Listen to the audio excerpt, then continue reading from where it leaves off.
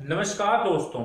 Childline helpline number 1098 को emergency helpline number 112 के साथ मर्ज करने की सरकार की योजना है। चाइल्डलाइन 1098 बच्चों को समर्पित एकमात्र हेल्पलाइन नंबर है। पूरा बाल अधिकार क्षेत्र बच्चों को सहायता प्रदान करने के लिए इस नंबर पर पूरी तरह से निर्भर है, लेकिन सरकार की योजना इसे इमरजेंसी हेल्पलाइन नंबर 112 के साथ विलय करने की है।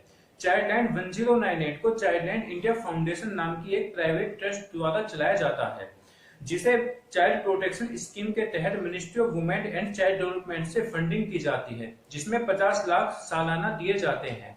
हाल ही में सरकार ने बाल संरक्षण सेवाओं के लिए मिशन वात्सल्य योजना के एक ड्राफ्ट में कहा था, चाइल्डलाइन को गृह मंत्रालय की सार्वभौमिक आपातकालीन हेल्पलाइन के साथ एकीकृत किया जाएगा और सहायता प्रदान की जाएगी।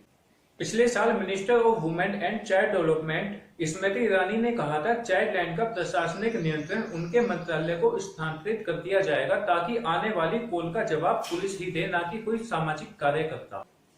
दिल्ली में स्थित एक एनजीओ बटरफ्लाई जो हेल्पलाइन के सहयोगी भागीदारियों में से एक है और जमीनी स्तर पर हेल्पलाइन की मदद भी करता है।